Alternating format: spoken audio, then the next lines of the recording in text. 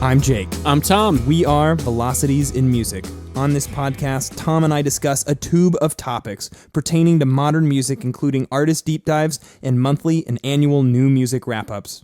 Before we get started on the July 2016 New Music Monthly Wrap-Up, you can help support Velocities in Music. Subscribe to Velocities in Music on your favorite podcasting device to get our latest episode sent to your device each week.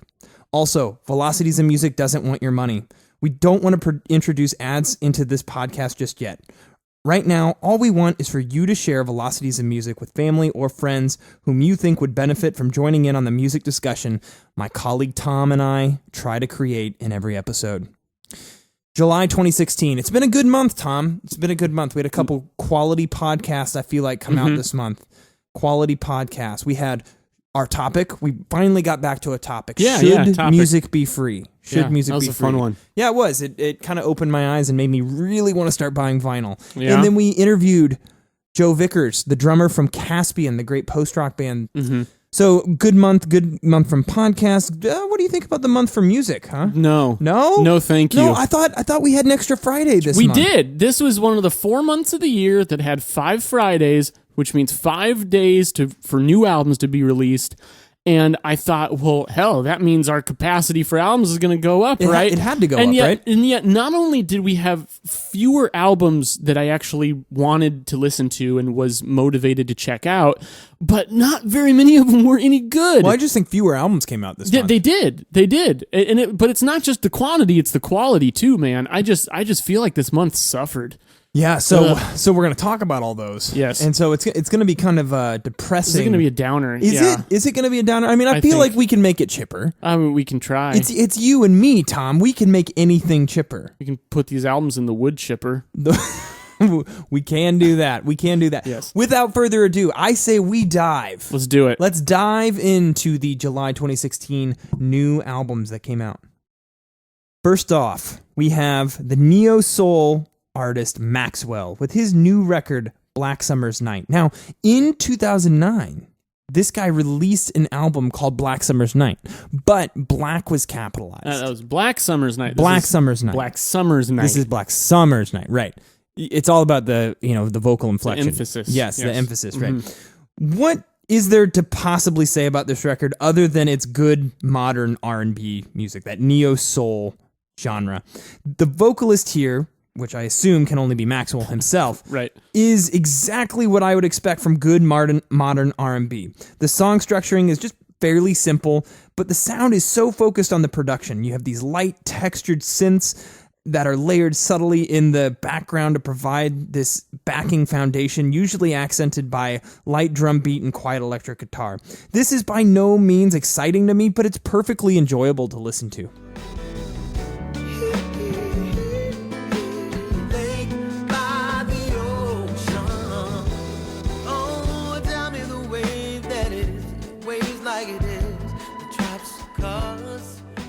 Next up, we have Metronomy with their new album, Summer 08. So I gotta ask, Jake, are we already looking back to 2008 like it's some kind of like big nostalgia throwback? Well, like it was only 8 years ago. I'm starting to feel old if this is like the kids are listening to this and like, whoa, 08, that was so long ago. You should feel old though. Like 8 years ago was a long time ago.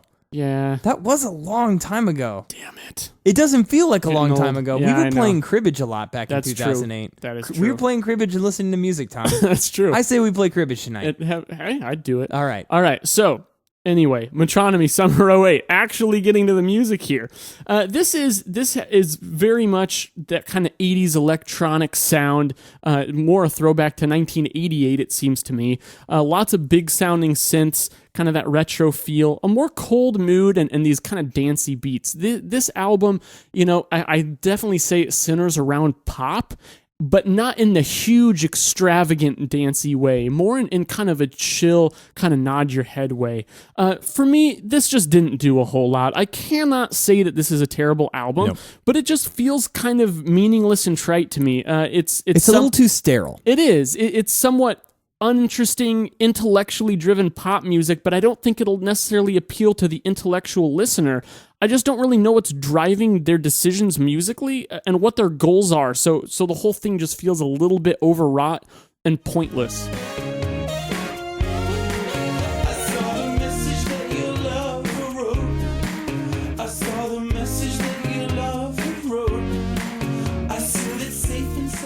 Next up, we have the iconic pop-punk band Blink182 and their 2016 album California. Now, you might remember albums from Blink182 like Enema of the State or Take Off Your Pants and Jacket, like classic Blink182 kind of. Yeah. Like Blink182, I felt was like the iconic, like the staple pop punk band of like that turn of the century. Yeah, definitely. That time period. Like I feel like this is middle school, Tom. It's middle school for me. Is. Yeah. So California. Let's talk about California. Sure. First of all, it's not awful, right? Yeah. It's not terrible. Let's really start not. by saying giving it a compliment. A quasi compliment. Yeah. It's not terrible. I actually liked it quite a bit more than they had another comeback album back in like 2009 or 10 or somewhere in there. And I really did not like that Neighborhoods, one. 2011. 2011. Okay, so I was even a couple years off there. But now Tom DeLonge has left the band and Matt Skiba of Alkaline Trio has joined to round out the Blink-182 trio. So Nice. a little bit of a lineup change there. Nice. So there's some enjoyable moments here, some well-written melodies, but still there really are two things in particular that make this a step down from that earlier Blink-182 turn of the century work, which we I think both collectively like, even if part of it's for nostalgia. Right, it is. Yeah, it's good stuff to listen to. First, Tom, at least you never thought you would say this, but, Right, but you miss Tom DeLonge. I do miss Tom DeLonge. Hearing this album without him, just makes us realize that he brought a unique edge to the band and worked really well with Mark Hoppus. The second thing is that it never works when these guys try to sound like mature artists. Yeah, that's true. The songs that work are the fun adolescent romps, but anytime they try to get serious, it feels way forced. I don't think that this is a terrible album, but it's certainly not that great and pretty forgettable.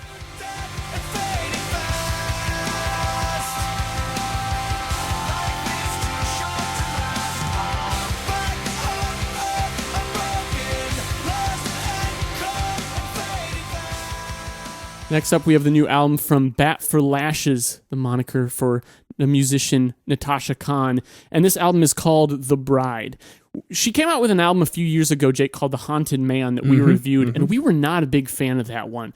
We really like her previous albums, Two Sons, Fur and Gold. Those were great. I thought Haunted Man was actually kind of a step down. Yeah. With the Bride, I feel like it's an improvement since her last one, but I don't think I like it as much as her first couple albums. Now, one thing that's important to know here, this is a concept album, and the concept is pretty tragic. It's based around this fictional story of a woman who is waiting to be married. On her wedding day, her soon-to-be husband dies in a car accident on the way to the wedding. That is that's some heavy shit, man. That is tough.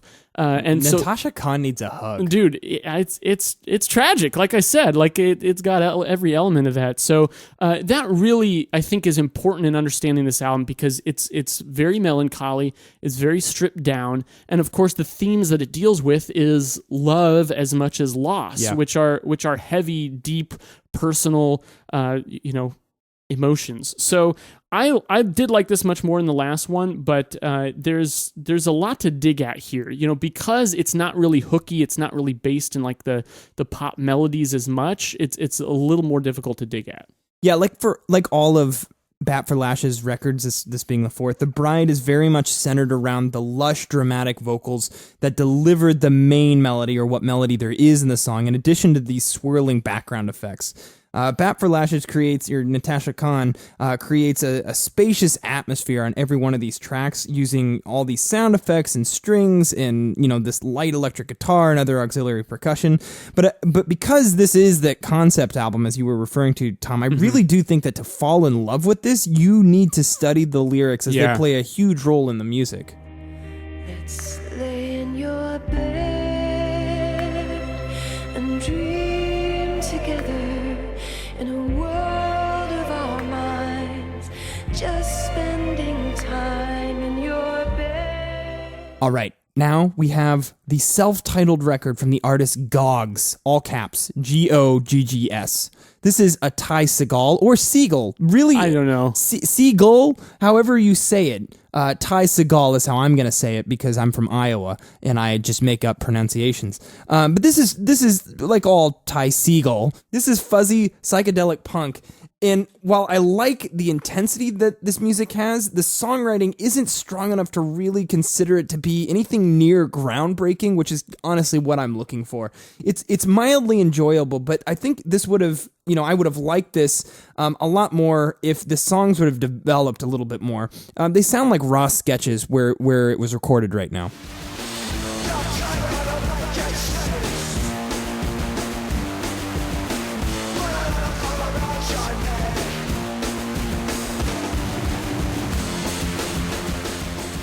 Next, we have the highly anticipated new album from the Avalanches. This one's called Wildflower. It's been like 15 years since they released their debut album, Since I Left You, which now in hindsight is kind of an ironic album title because now we're just getting their second album. Hindsight is 2020. Thanks, Jake. Words of wisdom, everyone. It's a 2020 experience, baby, just like JT said. What? Anyway, so Wildflower. I was really curious as to where these guys were going to go with their sound. Since I Left You was a very colorful collage type of an album. It's very sample-based. They use like thousands of samples allegedly on that album. And this still, in approach and sound, is a decent amount like Since I Left You, but I actually found it to be a little more accessible. Maybe not quite as memorable, but definitely more accessible. The compositions are more focused and a little less collage-like, and the well-placed guest spots in the vocals help to maintain that. It makes for an album with more highlights, but it's also less sprawling and more difficult to lose yourself in or really fully become immersed in.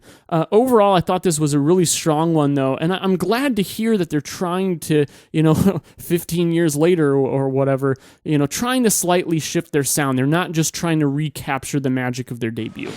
I'm so high, you're so high. If I take another step, then I just might die. Take another step, and I just might lie. Tell her what she wanna hear just to get between them thighs. Underground, nigga, but on top of the world. All right, next we have the latest release from Junius Maeve, whom admittedly had never heard or knew how to pronounce that name. Yeah. Floating Harmonies is the name of the album. This is soulful singer-songwriter rock that fuses, several styles, from folk to blues to even yacht rock. To me, it reminds me a lot of Edward Sharpe and the Magnetic Zeros, just with more strings and horn backings, just more of a complete composition. I like the overall sound that is presented on this record. It has this very laid-back groove to it. Still, I find myself wanting more from it. It doesn't really grip my attention that well. Yeah, you're right that there's more he could have done with this, for sure. What I really liked about this album, though, is I felt like it was tactful. This guy clearly knows what his strengths are, and he plays to them, so the whole thing feels very comfortable and deliberate.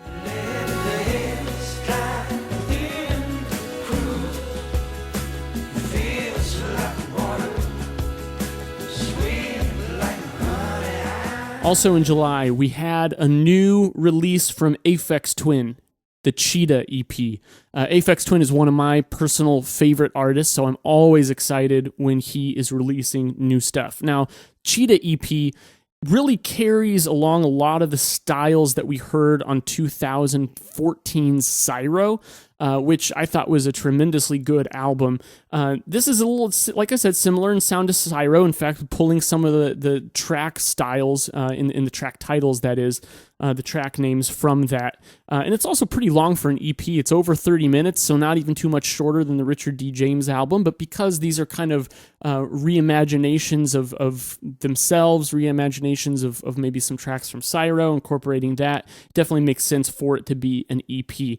I thought this was a little more driving, a little less groovy or bouncy than Cyro was, though. It's not bad, but I didn't necessarily hear anything that really grabbed me. I will say, though, because I'm a diehard Aphex Twin fan, I did give this a few listens, and I found that I liked it more on subsequent listens, which is usually the way it is with Aphex Twin. So new music. Aphex Twin album soon, or? Man, I hope so. I would be all over that.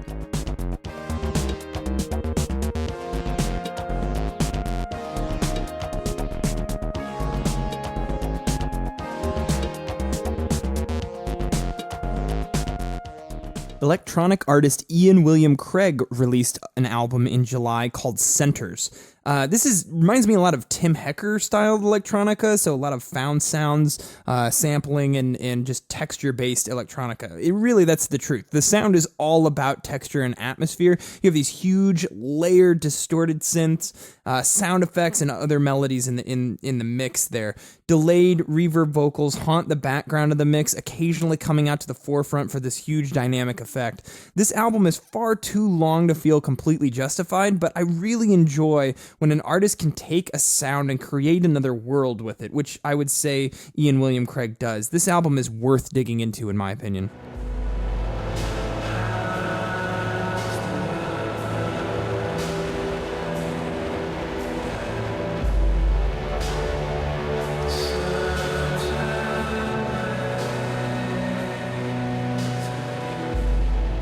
Next, we have Bad Bad Not Good with their album 4. These guys are kind of a conundrum. They're really, when it comes down to it, like a jazz group, kind of a minimalist jazz group.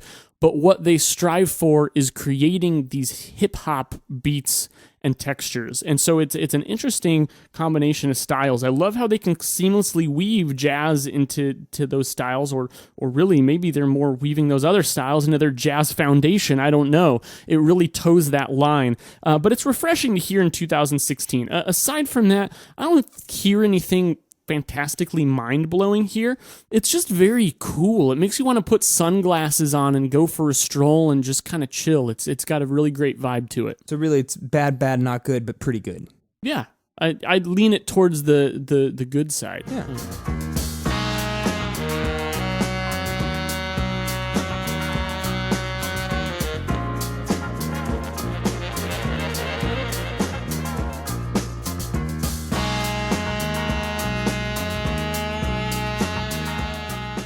Next, we have an album called Nothing's Real, which is the debut studio album written and produced by British 80s-inspired synth-pop musician Shura.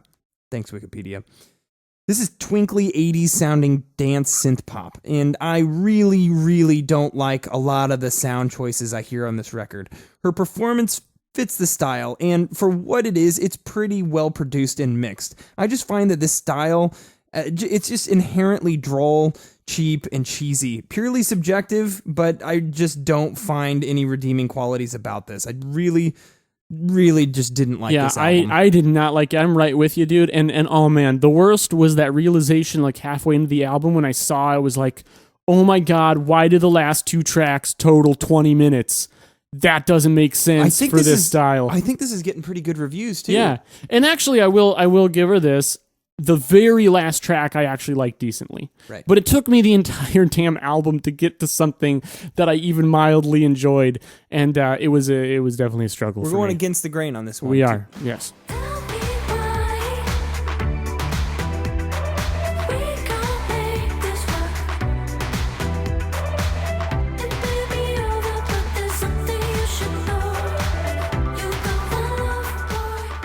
Next up, we have new album from the Julie Ruin called Hit Reset, which is exactly what I wanted to do while I was listening to this entire album. I hated this album. I hated it. To me, this is like pop rock influenced by old school new wave groups. The first one that comes to mind to me is the Go-Go's, but you fuse that with kind of a twee pop punk sound.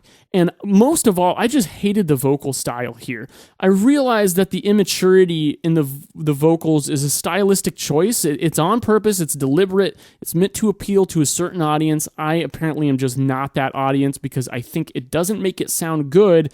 I think it makes it sound obnoxious. And the production here is not good either. It's not doing the sound any favors. Stand your close now, go change the world.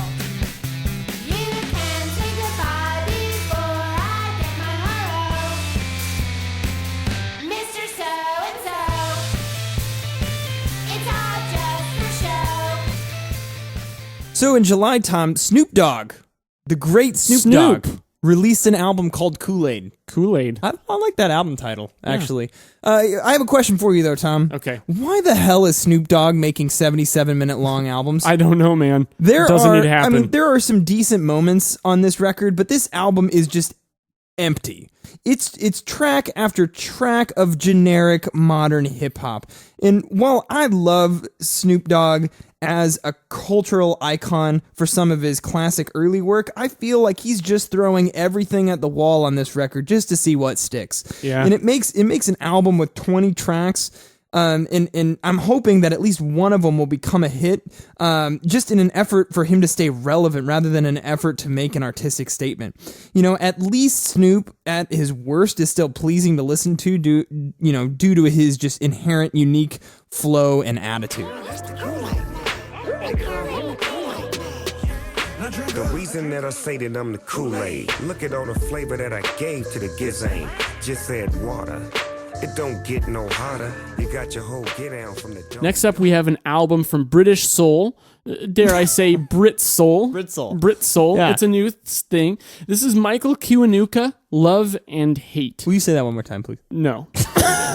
No, I will not. Because I probably didn't say it right anyway. I just tried to hurry through his last name so as not to embarrass myself. So thanks for bringing me back to that, Jake. I would call this primarily soul music. I think that's accurate. It has Brit Soul. Brit Soul. It is Brit Soul.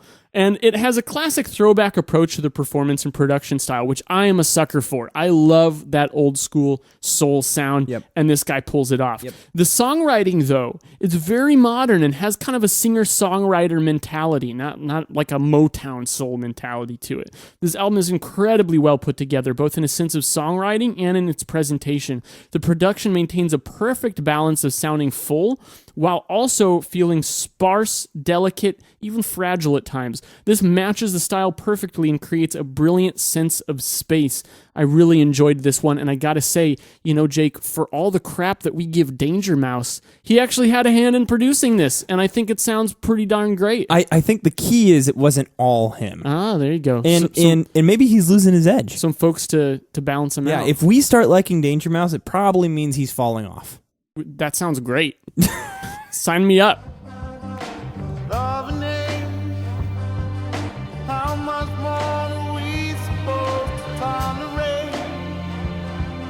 Can you see there's more to me than my mistakes? Next, we have a new record from Schoolboy Q, who is a hip-hop artist from Los Angeles, California. This album is called Blank Face LP. And I gotta say, not a big fan of this record. This, to me, is pretty low-quality hip-hop, and here's why. The focus is on the attitude in the delivery and the production. This was designed to sound dirty. The beats are fat, yet very simple, always in the red in the mix. Each vocalist, including a myriad of guest vocalists, are aggressive in their delivery, but what they deliver isn't inspiring from a lyrical or technical perspective. I like the idea of what Schoolboy Q is going for here, but this album lacks the execution to be considered a very high quality record.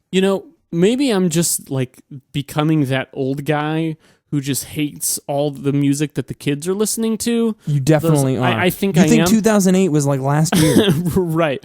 But I did not like this one either. And I gotta say, Jake, we gotta find some way to like pass legislation so that rappers cannot release albums longer than 70 minutes unless their name is Kendrick Lamar. Because this has just got to stop happening. I like this album maybe had like 30 or 40 minutes of decent stuff on it, but not 70 minutes. Yeah, you could trim 30 minutes off of this record and probably have a very solid, well-constructed record. What are people doing? I don't know, man. I don't know. Bitch, I think I'm Dolomite. Bitch, I'm going poltergeist. You said this was overnight. Album 4 is really light. Crippin' on my mini bike. Either hoop or selling white. Brillo pack or smoker's pipe. My pistol cocked and trying to fight. Say he wanna be a cuz. Next, we have an album from Omni. This one's called Deluxe. This is lo-fi, noisy indie pop rock in the vein of maybe like Parquet Courts or Deer Hunter, if you're into them. Apparently, it actually has an ex-guitarist of Deer Hunter, so that makes sense. Yeah, it does make sense. I didn't find this album to be overly memorable, and the noisy production I felt actually worked against it rather than for it. But it did have some good moments and some fairly diverse and fresh songwriting. But Jake, I think you actually liked this one quite a bit better than I did, so I'm going to hand it over to you. Yeah, I did like this, I think, a significant step more than you. If this were produced well and the vocals were a bit better performed, this would be a very, very strong record. Deliberate lo-fi production makes this shrouded in juvenile distortion and muddy mixing. It covers up a lot of the absolutely brilliant guitar riffing and flowing bass lines that I hear in almost every track. This is an album to mentally dissect. Several tracks have just simply great grooves in them. I am really just not a fan of the vocals. I think that's what's holding this album back. I think the vocals could have been presented in a much better fashion to help the overall composition.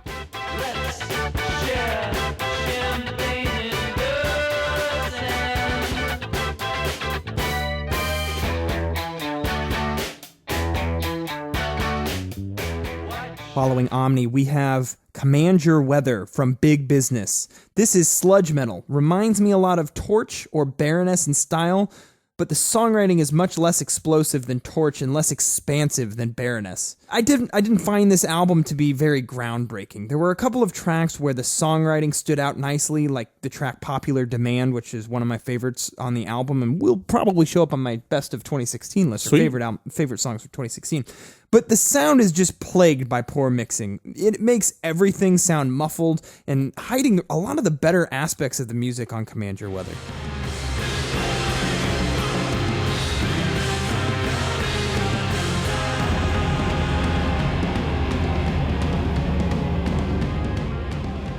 Next up, we have Clams Casino with their new album, 32 Levels. Clams Casino, he's a good producer.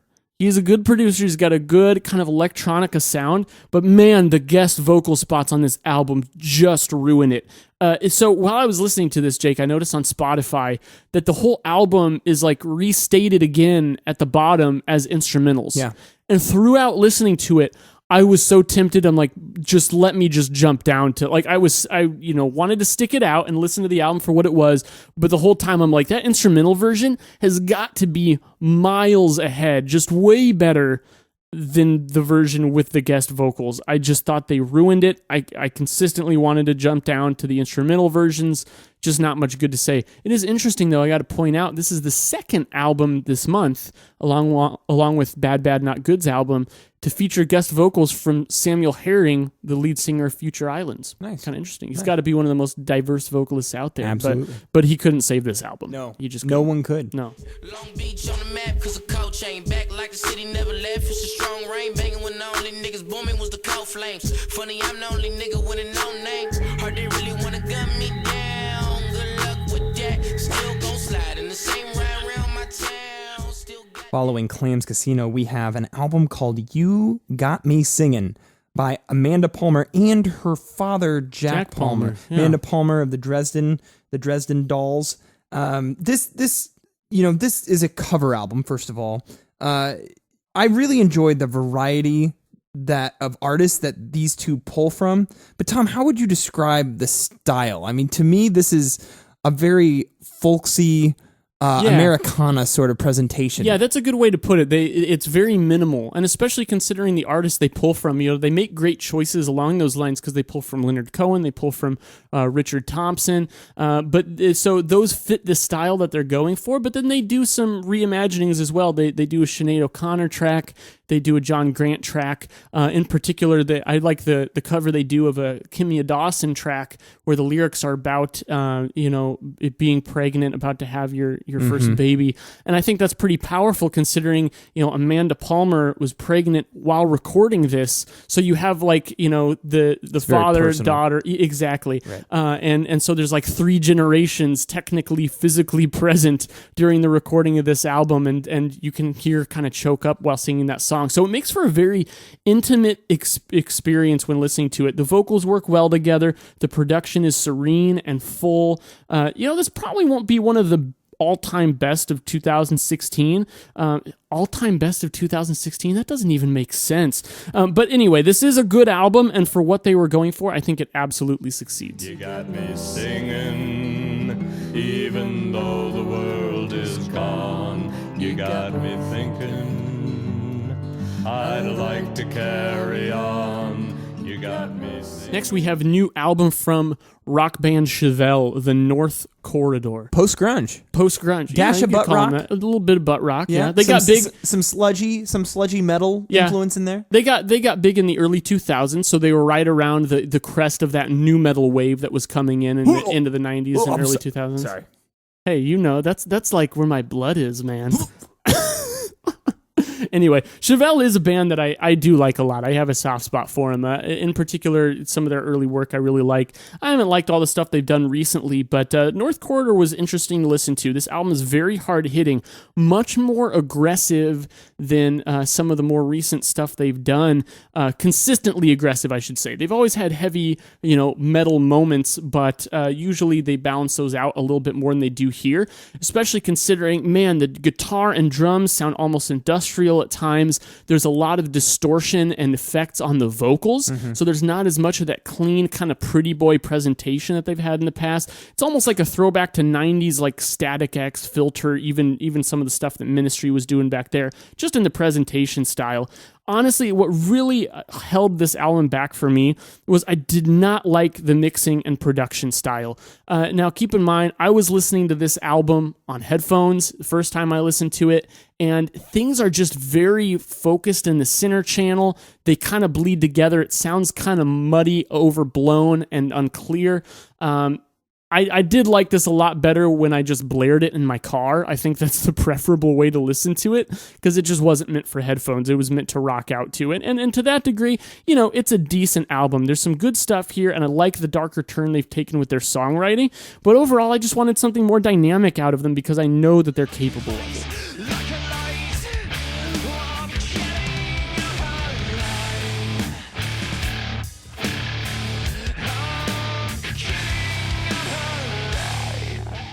Following Chevelle, which, by the way, I like that song or that album pretty well. Yeah, I liked it pretty well. good. I was making the puke noise. And I don't want to convey that I didn't like that record because I thought it was pretty good. You just don't like butt rock. I don't. I actively try to avoid butt rock. But the last few Chevelle albums I've actually thought have been pretty good. Yeah. All right. Next up, Rhyton.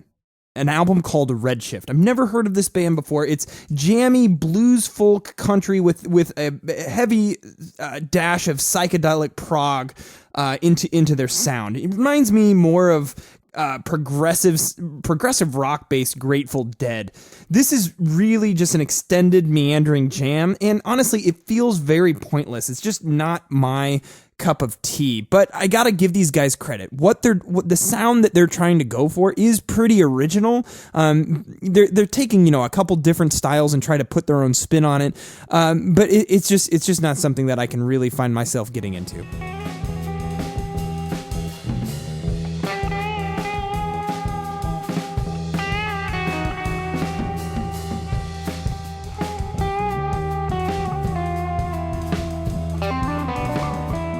Next, we have an electronic album by Elysia Crampton, Demon City. I like that album title. It's kind of cool.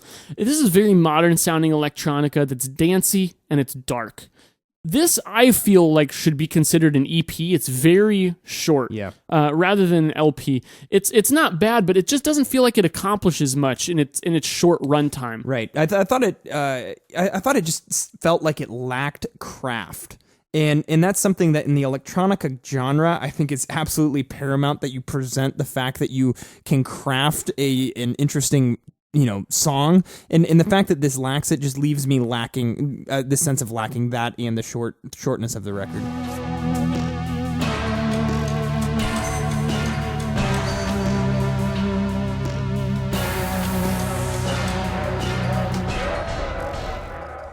Next up, we have Viola Beach with their self-titled record, Viola Beach. Describing this sound is hard. It has kind of like a southern, surfy sort of pop rock sheen to it. It's kind of like Arctic Monkeys mixed with a little bit of the XX plus One Direction. So from like rock and indie to like pure pop. Yeah, it has that boy band feel to it. It does, yeah. It reminds me a lot of Kings of Leon's like newer stuff, most recent records, yeah. but like put a little bit more sugar and pop into it, and that's what you have. It has a rock edge, like you hear guitar, but just the overall presentation is so poppy. It sounds closer to a lot of the boy bands of the turn of the century. Now I gotta say, this is certainly something like I had it on in the background while I was reading, and I found that like I occasionally liked the melody, but when I actually like focused on it and tried to listen to it, it just was a huge like, I don't want to listen to this anymore. Pass. Yeah. Now I'm gonna get a little bit serious here and bring down the mood. I was trying to make that nice, Tom. So no, you were, and it, obviously Jake and I were not big into this album, but I have to acknowledge the fact that this actually was a posthumous release for this band. The entire band passed away in a tragic accident. Are you? I'm not joking about that. I feel awful for bashing on the album, calling him a boy band. I mean, we got to be honest about how we feel about that album, but I just want to put the disclaimer out there that whether or not we like an album, like, whenever something like that happens, it's tragic. Yeah, that sucks. But, right, it totally sucks. And I feel bad because, while I wasn't a huge fan of this album, no one deserves that. And, it would have been cool to see where they went with their sound. And they look like, nice guys. On I know. The album cover, they're all like, they have their arms around them. They look like a boy band. I know, right? Like, that shouldn't happen. Unfortunate. I know. Yep, it's a too bummer. bad. So I wanted to put that out there. Yep. My heart goes out to those guys. Yep. But I don't know how much longer I can wait. And I said, please don't take your time. Cause I just really wanna come, show you love now. And I said, please don't. Next up, we have the Ontario-based punk rock band or rock band Billy Talent and their album Afraid of Heights. This is 2000s era pop punk, but feeling a bit closer to classic hard rock at times, not always all that punky. Surprisingly, I found myself enjoying this more than I expected to. This isn't the most original sound, but I found that the instrumentation here was very convincing. A lot of the guitars really worked their asses off, and it matches the bombastic drumming that's turned up way high in the mix. The vocalist is a little over the top in his presentation. It's probably going to turn some people off, but I think he sells it by matching the intensity of the composition. This reminds me of a more mainstream hard rock sounding Coheed and Cambria. The back half is certainly weaker than the front, and I had to knock it down in my personal scale for that. And to me, there are a myriad of reasons as to why. All of which are indicative to lower comeback quality for this record overall. But still, I think that this album has a lot of enjoyable value, especially on the front half, in the songwriting and high energy rock and roll it presents. Yeah, so you and I were quite a bit off on this one, Jake. I think I was just one of the people you referred to who did not enjoy the vocals. And honestly, what the guy does, he does well. I mean, you're right, he does sell it. He has a good performance to him. But I tell you, man, it's one that I struggled with. But I will come back to it just because you liked it. And because you know what? You've turned me around on some albums before, so we'll see if it happens. Air hug, buddy. Air hug. All right. Nobody ever thought that we could make it this hard. You're the only one I follow to the end of time. If we fall together, baby, don't think twice again. Next, we have the new album from classic punk band Descendents. The album is called Hypercaffium Spazzinate. Great album title. There we go. It is a cool album title. Great album title. Now, this is 34 years after their iconic debut, Milo Goes to College. And still, 34 years later, Descendents are still showing how instrumentally and structurally complex punk music can be when you take the time to do it right. And you don't even have to take that much time. You don't need more than 2 minutes a track to do it. That's what they prove here. I think they've really stayed true to that mantra. This album is not fantastic, and it's clearly the sound and especially lyrical content of guys who've matured since their glory days, but it's really a great album to listen to and a lot of fun to listen all the way through. My social life's an empty wreck. Romance is an alien labor.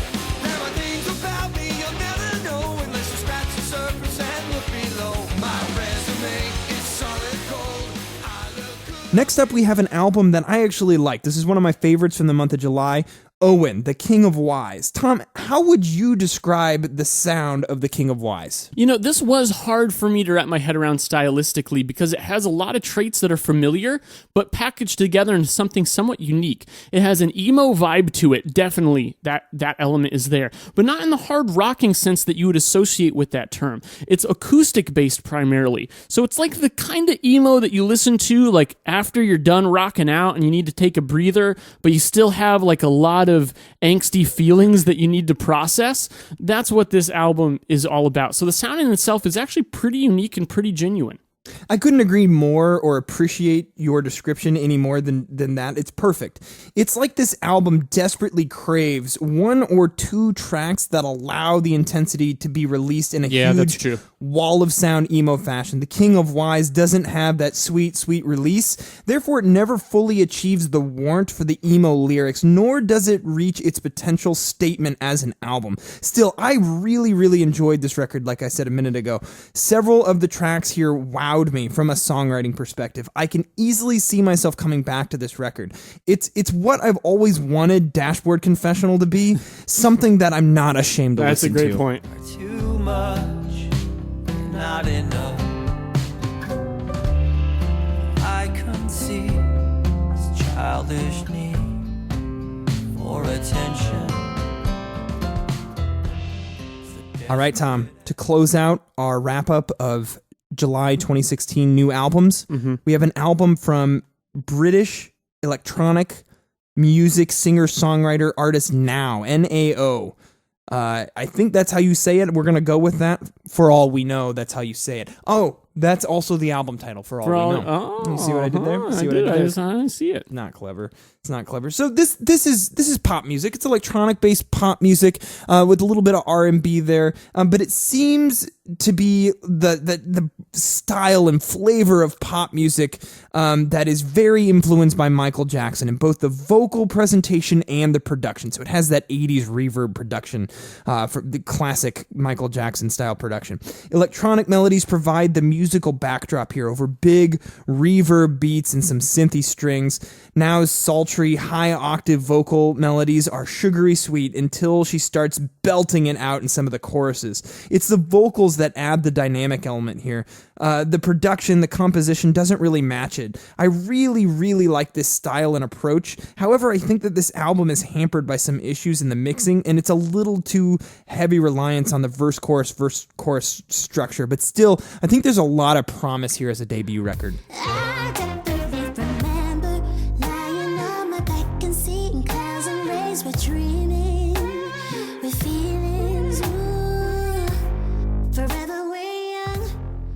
So that wraps up July 2016, 980. So thank God. You know, as we said, it was rough, man. At the beginning, there was a number of albums in there I think you and I just did not like. This was surprisingly a pretty weak month for music, and I gotta say, like, I expect, a lot of stuff comes out in the springtime. A lot of records. It's just heavy release season, but there's another heavy release season I think in the fall as students go back to school. Around September, it seems like. And I wonder if it's related to that cyclical, college kids are going back to school. Lull, right. I wonder if there's any correlation there. But so we expect the upcoming months to be a bit more plentiful up until you get to the late November and December. Yeah. But Tom, I gotta ask, was there any albums that really are walking away from July thinking, I'm going to come back to these? There are a few. Definitely Avalanches, Michael, Kiwanuka.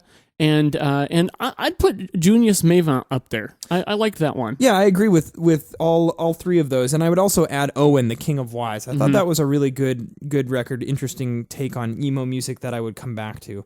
Are there any that were just? I mean, there's probably several this month, but was there one in particular that you would just have to just scream, avoid this from the top of the mountain? Clams Casino, man. I just did not. That and the Julie Ruin. Those two. The Julie Ruin was pretty terrible. I couldn't stand Shura. And I know that we're in the minority on that one. Mm-hmm. I know that we're in the minority. All right, guys. What were your favorite records from July? Are there any that Tom and I missed that you would recommend we listen to, that we dig into at the end of the year? We're going to do a misses and mentions, honorable mentions podcast, and we will definitely cover any that we did not get to this month in that podcast that you guys highly recommend. Also, let us know if there's just any that you agree or disagree with us vehemently on. We'd love to hear your thoughts, as always. So, next episode, we have an artist deep dive featuring the great emo/alternative rock band Sunny Day Real Estate. Who's that? I don't know. Every band sounds like Every them, though. band sounds Every like band. them. If you go to AllMusic and look up any band. alternative rock band, they will say related artists, Sunny Day Real Estate. Real Estate. And actually, that's how Tom got me to listen to Sunny Day Real Estate for the first time. He's like, you got to listen to this record. And I listened to How It Feels to Be Something On, and then bam. So I'm really excited to dive into Sunny Day Real Estate's 4-album discography. We'll do that next time. Thank you guys for your continued support and participation with Velocities of Music. Tom and I love all of your comments on our YouTube videos, your Facebook messages, and your emails to us. Your participation is what makes Velocities of Music possible, so as always, thank you for being awesome. I'm Jake. I'm Tom. We are Velocities of Music, moving music discussion forward.